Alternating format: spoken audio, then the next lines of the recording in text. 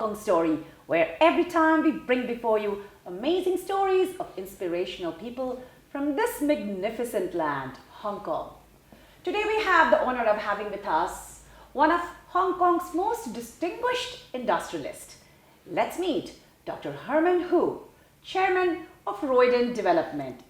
Hello Herman and welcome to our show. Thank you, Jaya. So Herman is the Chairman of Royden Development Limited, which is a property development and direct investment company. Royden started as an electrical company and Herman worked in his family business after graduating from UC Berkeley in computer science and electrical engineering for many years till he retired as an MD and vice chairman. During his time, Royden went through many changes that Herman will tell us about. Herman is also extremely involved in different public services in Hong Kong, and for all his esteemed public service to the city of Hong Kong, the government of Hong Kong awarded Herman with Silver and Bronze Buhunia Medal and Justice of Peace. Herman was the chairman of the City University of Hong Kong as well. Let's talk to Herman and find out about his myriad interests that he pursues in Hong Kong. So Herman, tell us about your early growing up days in Hong Kong. How was it to grow up here? Well, I was born and raised in Hong Kong back in the 50s, early 50s. So I finished my secondary education in Hong Kong with St. Paul's Co-Educational College. And then I went to the United States. Okay. One thing that many other people probably don't know is that I went to the United States not for college studies in the beginning. Okay. I went there to a tennis camp. Really? And okay. then I spent a bit of time on a junior circuit. Okay. And then I was so-called handpicked by the, some kind of a talent talent scouts from UC Berkeley. Wow. And asked me to join. Okay. So called my father and said, why not? Since you are going to a college in the United States anyway, and UC Berkeley is a good name to be associated with. Right. An engineering major really, benefited me. The engineering major not only deals with the technical stuff, it's also a training of a very logical mind. Okay. So, and actually I did not have any summer holidays since I graduated from high school. Okay. My father arranged me to have internship with different departments of the company every summer. Okay. So how exciting! Tough but exciting. Yeah. So he was preparing me to take over the business. Yeah. Since my high school days. Right. So tell us about a different journey that Royden went through. Well, it would be a very, very long story. Yes. Actually, the company was started by my father in the 60s. Okay, and by being an agent for the Mitsubishi elevators for Hong Kong. Okay. And slowly he gained trust from the Japanese, and we took over Singapore, Malaysia, Macau, and mainland China. Okay. When China started to open up in the late 70s. Okay, I see. Yeah, so the company grew, and we also diversified. Okay. Because Mitsubishi Electric Corporation is a huge conglomerate which encompasses almost every product under the electric and of course electronic classification. But then Royden sold the business to Mitsubishi after a while, right? And after that you guys pivoted into real estate. How did that happen? Actually, it has a lot to do with my father's public services. He was a urban councillor, a legislative councillor, see. and also a district councillor. Okay, in Hong Kong? In Hong Kong. Okay. And then the British government trusted him a lot and asked him to take on a lot of public duties. One of them is the founding chairman of the Land Development Corporation, which is now called the Urban Renewal Agencies or Authorities. And then we got in touch with real estate. Actually, early 80s, then we decided to also diversify and go into real estate development. Right.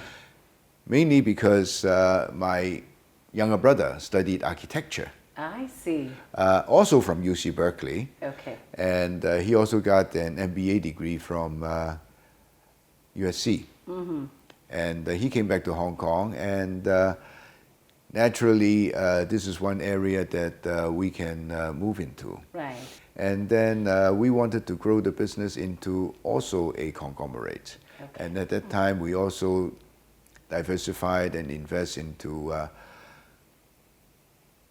the fashion business, the sports business, the F&B business, etc., So that was my other question. Fashion business, F&B business, they're so different from electrical or land. Especially for F&B, there always is some underlying interest in food like that goes behind such a business decision. Was there any such underlying interest in this industry, like as a child growing up, you like going to restaurants or something? Because you're the chairman of Parrot Group and they own 30 restaurants across Hong Kong, right? So tell us a little bit about that journey. What made you take that decision? We decided to diversify because we didn't want to put all eggs in one basket. Okay. If the economy is not doing well, probably one sector of the business will suffer, but at the same time, another may prosper. Right. So this is why we want to diversify and keep the the company afloat at all times. So tell us some achievements that you are proud of in all these different business decisions that you have taken. Well, yeah, being a sports lover, we started the sports business by acquiring a small company which has the agencies for very good golf brands. Okay. For example, Titleist, Honma, Maruman, Yes. Bobby Jones, Jack Nicklaus, these names. We bought the company in early 90, and then we grew the company from a importer to a multifaceted business, including retail. Okay. And which at that time made quite an impact in the Hong Kong golfing industry. And then through that company, we get associated with more brands like Bobby Jones, Hart Schaffner and Marks, and then most notably Cerruti. Okay. Cerruti 1881. Wow. And they were looking for someone to establish their mainland China business. So we said, why don't we give it a go? So we became the distributor for Cerruti 1881 in China for quite a number of years. Okay. And then so we got in touch with the brand building business. So slowly, it diversified and we grew the business. From a small to like such a big. And so tell us something now about some of the challenges you faced. I'm sure, as you diversified your business into like so many different areas, you must have faced some challenges also. Do you recall anything that stayed with you and you wish you could have done differently? Yeah, of course. There are things that, looking back, we could do it better. But being an optimistic person, we never look back.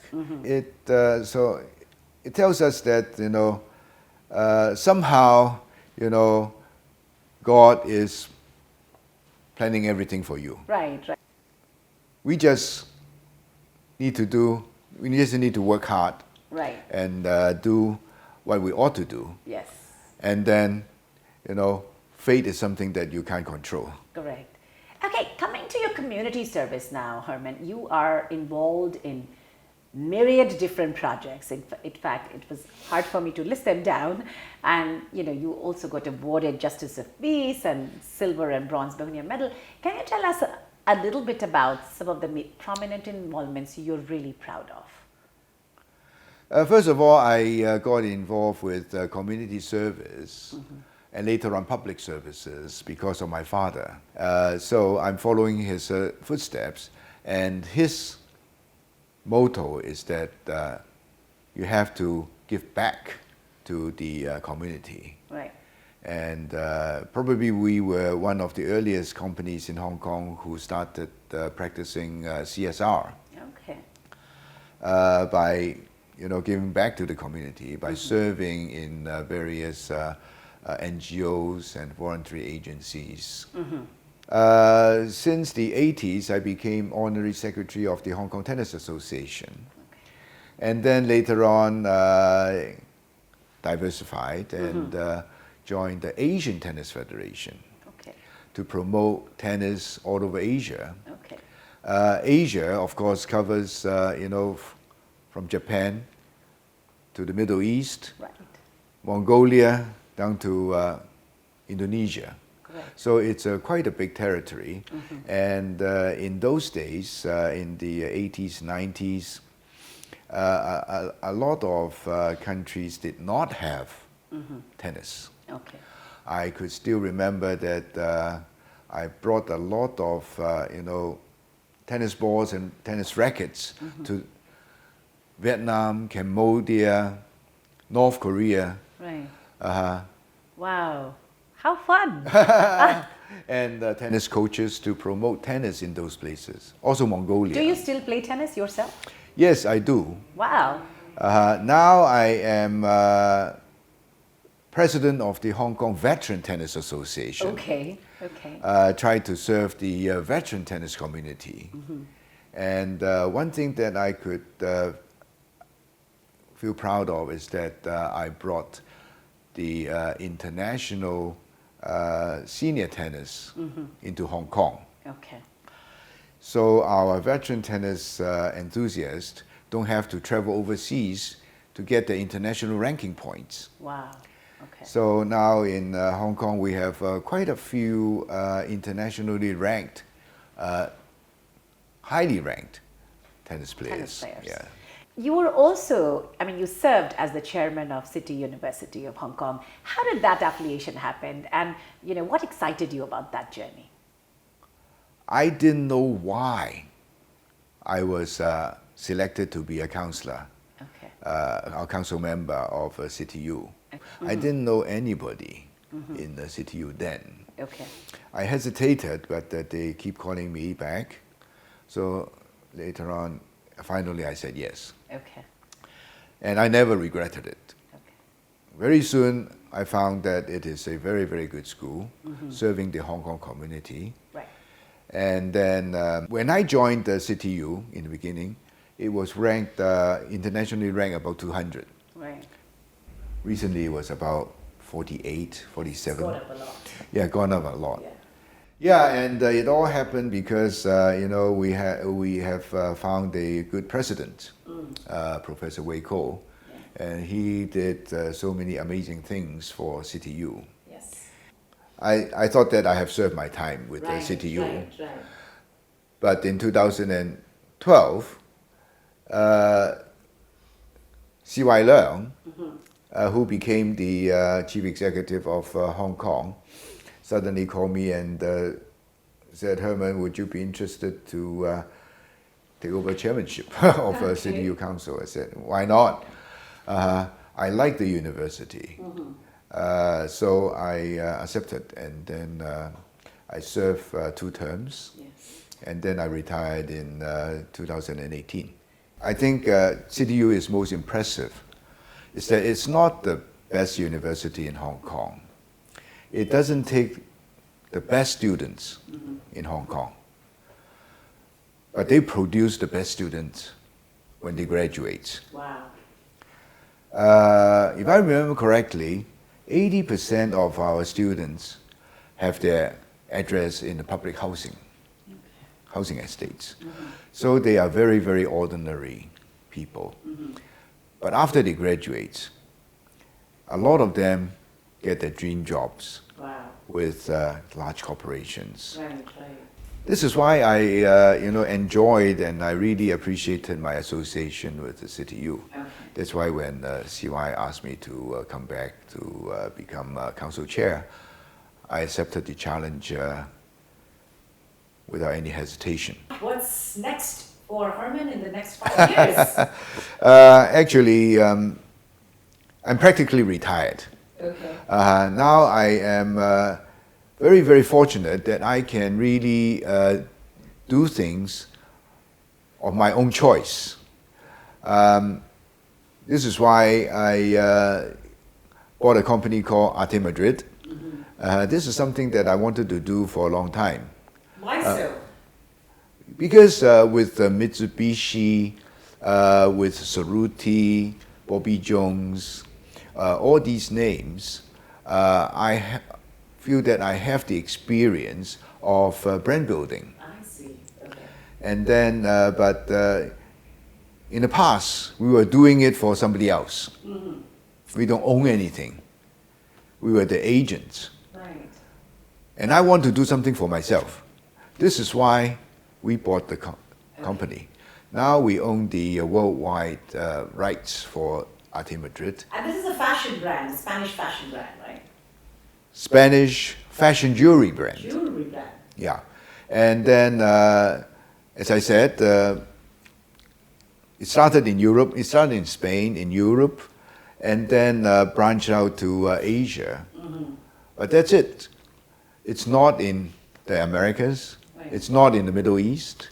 It's not in South Asia. So there is a big scope that we can, still develop. So Herman, you're not practically retired. But I call it a hobby business. Okay. This business is, paying for itself, so to say. And then at the back of my mind, if we have a brand that I own, there are so many things that we can do. Other than the fashion jewelry business, we can branch into other things. Other fashion goods, sunglasses, cosmetics, fashion, shoe wear. So there are so many things that we can do with a, really a name brand. So this is why I want to give it a try. That's a great thing. That's how exciting. It's not for anybody. I don't see you retiring, Herman. Are you ready for your rapid fire question round now? Sure. Let's get to know Herman's Hong Kong story in a bit more fun way. Okay. Last time you did something for the first time in Hong Kong. Have you ever noticed there is something special in Times Square, Causeway Bay? The big screens. What else? No. Between the ground floor and basement, there are 4 sets of spiral escalators. Yes, in Times Square Mall, you mean to say? Yes. Okay, yes. These are the first time that we introduced this kind of products in Hong Kong. And also, this is not seen too much in other parts of the world. Wow. We were very fortunate that the developer, Kowloon Wharf, has the vision to import these things from us, and we really feel proud of it. And the second thing, maybe the last thing that I did for the first time for Hong Kong, is that in 2017, when we celebrated the 20th anniversary of the reunification, I imported a 20-foot tall bronze statue of Guan Gong. Okay. During the 20th anniversary celebration, we put it at the Theatre Garden in Central to introduce to all Hong Kong people and also to celebrate the 20th anniversary. Okay. After that weekend, I moved it to Yuen Long, we found a home for that statue in one of the lychee gardens in Yuen Long. So now every Hong Kong people can go there to worship our God of Warrior. Okay.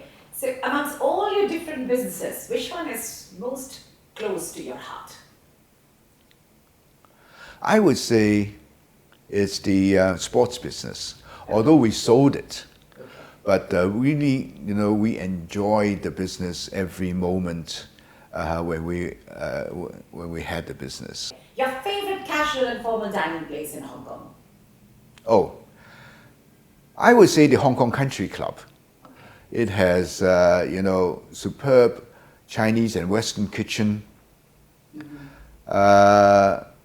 So we do a lot of entertainment, inviting friends over there. Both my kids have their wedding ceremonies. On the lawns there? Yeah, in the country club. But personally, I like Japanese food. Okay. Tempura, Wagyu. And my favorite restaurant probably is a place called, a restaurant called Matsubishi.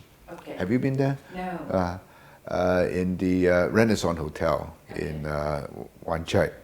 What is the favorite cultural activity in Hong Kong? I like music and arts.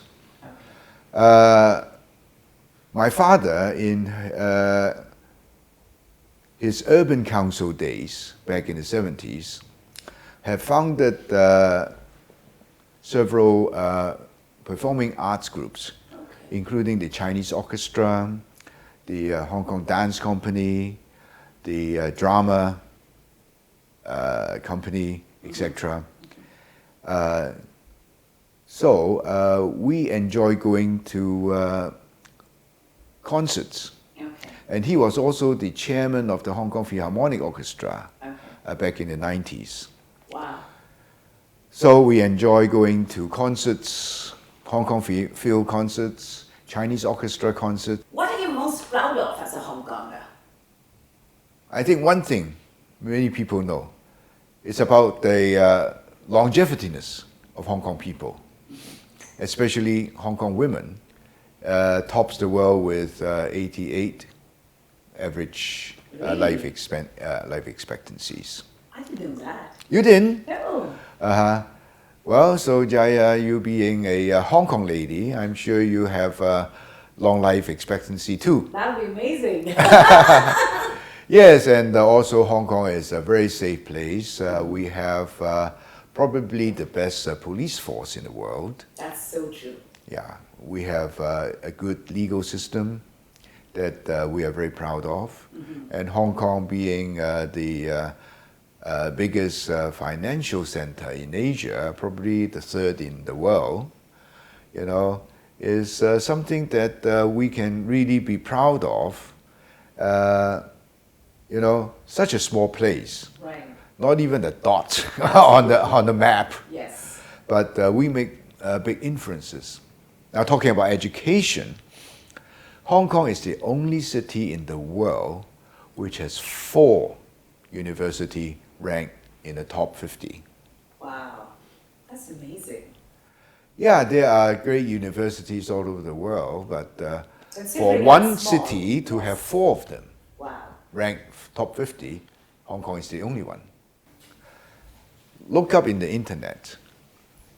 A lot of people don't know that Hong Kong people has the highest IQ in the world. Okay. 108. Average, okay. What would you advise the global business leaders and policymakers? Why should they engage with Hong Kong? Well, Hong Kong is a free port. Money and goods can come in and out freely, under the law, of course. And then Hong Kong is a melting pot of East and West civilization and culture.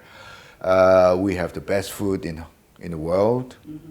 And Hong Kong is also a safe place. We have, it's a fair place. we respect all culture and habits. So, and it is home for over 9,000 multinationals. So, and we are also the largest offshore renminbi setting center. So, when you want to do business in this part of the world, Hong Kong is the place. Thank you so much, Herman, for coming to our show. We wish you all the very best in all your future endeavors. Thank you, Jaya, for your time, and thank you for listening to Jaya's show. So stay tuned for our next episode on Dreams, Passion and Your Hong Kong Story, where we shall bring you yet another fascinating story from this amazing land, Hong Kong.